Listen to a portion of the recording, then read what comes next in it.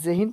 Class 10 वाले बच्चों का मोस्ट वेलकम है जेमा सारथी YouTube channel and coaching centre में। तो चलिए मेरे प्यारे बच्चों, आज हम लोग बात करते हैं झारखंड शैक्षिक अनुसंधान एवं परीक्षण परिषद रांची द्वारा वार्षिक परीक्षा के लिए जारी किए गए मॉडल प्रश्न पत्र के सॉल्यूशन पर। तो आज हम इस वीडियो में बात करेंगे क्लास 10 के बच्चों के लिए सामाजिक विज्ञान के लिए। सारे इन्फॉर्मेशन आप सबको मिल चुका होगा, सारे सामान्य निर्देश जितने भी दिए गए हैं ये सब आप भली भांति अच्छे तरह से समझ गए होंगे। तो चलिए बिना लेट किए हुए सीधे बात करते हैं इस मॉडल सेट के सॉल्यूशन पर। तो चलिए आगे चलते हैं। तो फर्स्ट प्रश्न मिलता है कि निम्नलिखित में से कौन से संसाधन का उदाहरण है। अगर आप हमारे द्वारा दिए गए मॉडल सेट अगर आप पहले पढ़ लिए होंगे तो यहाँ आपको एक भी आंसर देखने की जरूरत नहीं पड़ेगा, क्योंकि आपका एग्जाम इस मॉडल सेट में वही प्रश्न है जो आपको मॉडल सेट 1 में जो प्रश्न दिए थे, सेम हमारा ही मॉडल सेट का यहाँ कॉपी हुआ है। तो देखिए कि है कि निम्नलिखित में कौन जैव संसाधन का उदाहरण है। ऑप्शन ये है मनुष्य, बी है जल, सी है सूर्य ताप और डी है लो अयस्क। तो इसका सही जवाब बताइए क्या हो जाएगा। तो सही जवाब हो जाएगा इसका मनुष्य। क्या हो जाएगा? मनुष्य। मतलब ऑप्शन नंबर ये it is right answer. Option number ये इट इज राइट आंसर। आगे बढ़ते हैं। तो नेक्स्ट प्रश्न है मानव जीवन की गुणवत्ता और विश्व शांति बनाए रखने के लिए के संसाधनों का समाज में कैसा बंटवारा होना चाहिए। ऑप्शन ये अमीर के हिसाब से, बी गरीब के हिसाब से, सी सरकार के हिसाब से, डी न्याय संगत। तो आपका जवाब होना चाहिए ऑप्शन नंबर डी, मतलब न्याय संगत। आपका नेक्स्ट प्रश्न है निकोबारी कबूतर किस जातियों के श्रेणी में आता है। निकोबारी कबूतर किस जातियों के श्रेणी में आता है। ऑप्शन ये सामान्य दुर्लभ, बी दुर्लभ जातियां, सी स्थानिक जातियां, डी लुप्त जातियां। तो आपका सही जवाब हो जाना चाहिए, आपका सही जवाब हो जाना चाहिए ऑप्शन नंबर सी स्थानिक जातियां, स्थानिक जातियां। आपका नेक्स्ट क्वेश्चन है निम्नलिखित में कौन सुमेलित नहीं है। महानदी हीराकुंड परियोजना, टाका भूमिगत जल टैंक, इल्तुतमिश हौज खास, गंगा भाखड़ा नंगल परियोजना। तो आपका जवाब होना चाहिए कि गंगा भाखड़ा नंगल परियोजना जो है सुमेलित नहीं है, यानी option number D it is right answer of this question. आपका नेक्स्ट है रबी फसलों को किस ऋतु में बोया जाता है। ऑप्शन ये ग्रीष्म, बी शीत, सी वर्षा, डी उपयुक्त सभी। तो आपका जवाब होना चाहिए कि शीत ऋतु में रबी फसलों को शीत ऋतु में बोया जाता है। ठीक है, अरे ऑप्शन नंबर बी इसका सही जवाब है। नेक्स्ट है कि चाय किस प्रकार की कृषि का उदाहरण है। ये जीवन निर्वाह कृषि, बी प्रारंभिक कृषि, सी रोपण कृषि, डी झूम कृषि। तो आपका जवाब होना चाहिए रोपण कृषि, मतलब ऑप्शन नंबर सी इसका सही जवाब है। आपका नेक्स्ट है झारखंड के गुआ और नवामुंडी में कौन सा खनिज पाया जाता है। ऑप्शन ए लो अयस्क, बी कोयला, सी तांबा, डी अभ्रक। तो आपका जवाब होना चाहिए लो अयस्क, मतलब ऑप्शन नंबर ये इसका सही आंसर है। नेक्स्ट है निम्नलिखित में किसका परिवहन पाइपलाइन द्वारा होता है। ये पानी, बी कच्चा तेल, सी पेट्रोल उत्पाद, डी उपयुक्त सभी। यानी इनमें से कौन सा है जिसको पाइपलाइन के द्वारा परिवहन किया जाता है। यानी उपयुक्त सभी। पानी को भी पाइप से ले जाते हैं, कच्चा तेल को भी पाइप से ले जाता है और पेट्रोल उत्पाद को भी पाइप के द्वारा ही ले जाया जाता है। मतलब ऑप्शन नंबर डी इसका सही जवाब होगा। आपका नेक्स्ट है हमारे देश की 22 प्रमुख भाषाओं को संविधान की किस अनुसूची में रखा गया है। ऑप्शन ए 8वीं, बी 9वीं, सी 7वीं और डी 6ठी। तो आपका जवाब क्या होगा? आपका जवाब होगा कि गुरुजी जो 22 भाषाओं की सूची है ना, यह हमारे 8वीं अनुसूची में रखा गया है, इसलिए ऑप्शन नंबर ये इसका सही जवाब है। आपका नेक्स्ट क्वेश्चन है कि स्थानीय शासन व्यवस्था में कितना पद महिलाओं के लिए आरक्षित है। ऑप्शन ये 1/3, बी 1/4, सी 2/3, डी 3/4। तो आपका सही जवाब होगा ऑप्शन नंबर ये, मतलब 1/3। आपका नेक्स्ट है अमेरिका में नागरिक अधिकार आंदोलन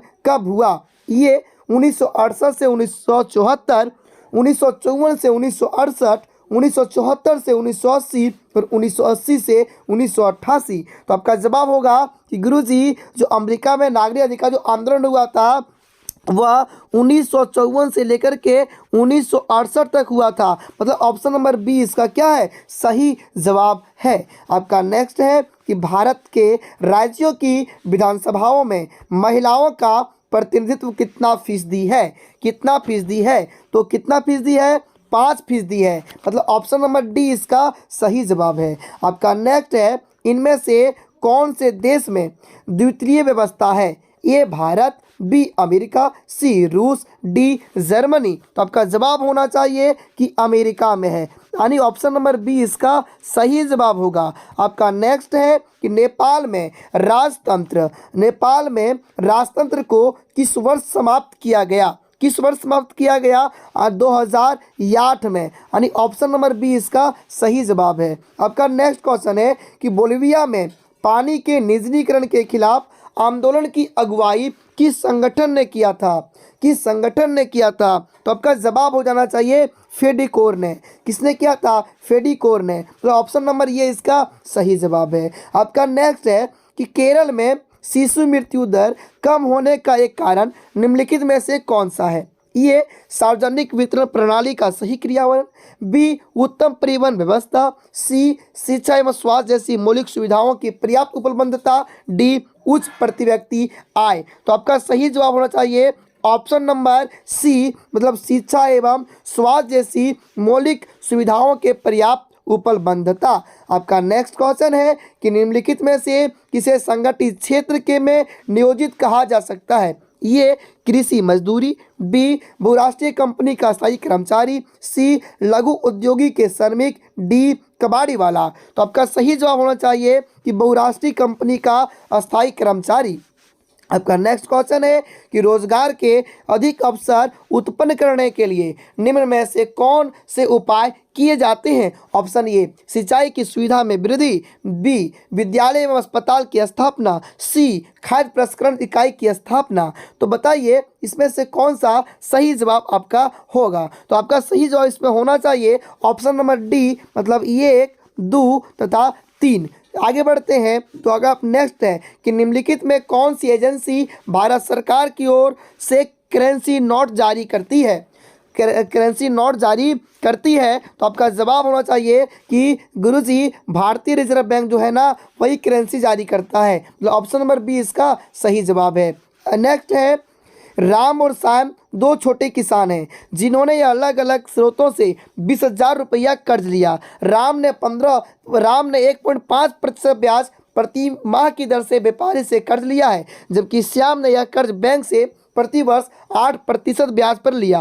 उपयुक्त धाप पर निम्नलिखित में कौन सा कथन सत्य है, ये राम ने सही किया क्योंकि उसे किसी प्रकार की कागजी कार्रवाई नहीं करनी पड़ी, बी श्याम की हालत ज़्यादा खराब है क्योंकि उसे ज़्यादा ब्याज देना पड़ रहा है, सी राम की हालत ज़्यादा खराब है क्योंकि वह ज़्यादा ब्याज दे रहा है, डी श्याम बेहतर है क्योंकि उसे ज़्यादा ब्याज मिल रहा है। तो आपका सही जवाब होना चाहिए ऑप्शन नंबर सी कि राम की हालत ज़्यादा खराब है क्योंकि वो ज़्यादा ब्याज दे रहा है। ठीक है, आगे बढ़ते हैं तो नेक्स्ट है कि भारत सरकार ने सूचना का अधिकार नामक कानून कब लागू किया।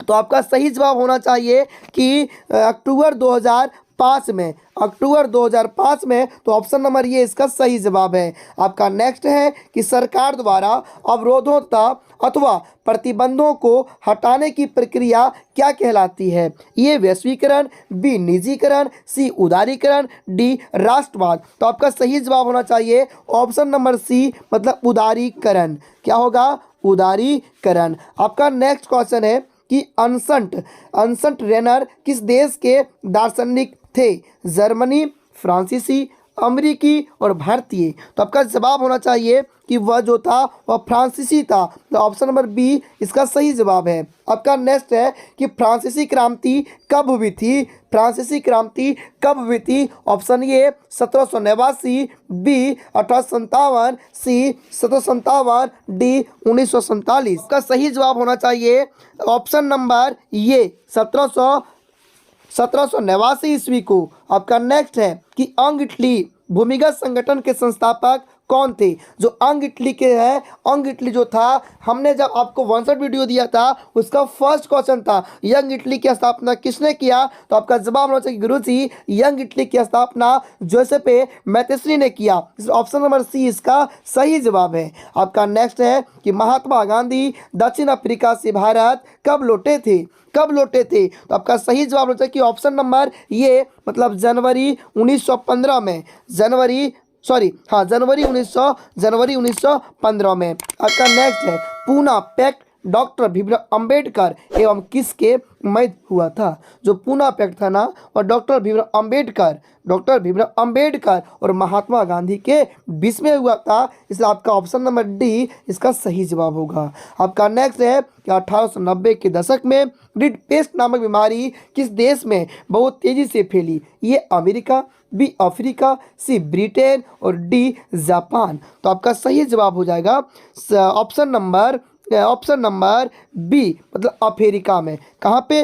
अफ्रीका में। आपका नेक्स्ट है कि निम्नलिखित में से कौन देश मित्र राष्ट्र के पाले में था? ये तुर्की, B Australia, C Britain, D Germany. तो आपका सही जवाब हो जाएगा ऑप्शन नंबर सी ब्रिटेन। आपका नेक्स्ट है कि स्पेनिक जेनी मशीन किसके द्वारा बनाई गई? Newton, Kepler, James Hargreaves, Raphael. तो ऑप्शन नंबर सी इसका सही जवाब होगा जेम्स हार्ग्रीव्स। इस प्रकार मेरे प्यारे बच्चों आज हम आपके सोशल साइंस से 30 ऑब्जेक्टिव प्रश्नों को सॉल्यूशन कंप्लीट किया। अब हम आपके अगले वीडियो में इसके जो सब्जेक्टिव प्रश्न बच गए हैं उनका सॉल्यूशन देंगे और हम वहां बताएंगे कि किसी भी प्रश्न को कैसे याद करना है, कैसे उसे याद रखना है, और अगर प्रश्न याद नहीं हो रहा है तो उसको एग्जाम में कैसे लिखना है। यानी बिल्कुल ट्रिक से हम सब्जेक्टिव प्रश्न का वीडियो देने वाले हैं। तब तक आप अपनी परीक्षा की, तब तक आप स्वस्थ रहिए, मस्त रहिए और अपनी परीक्षा की तैयारी ज़बरदस्त तरीके से करते रहिए।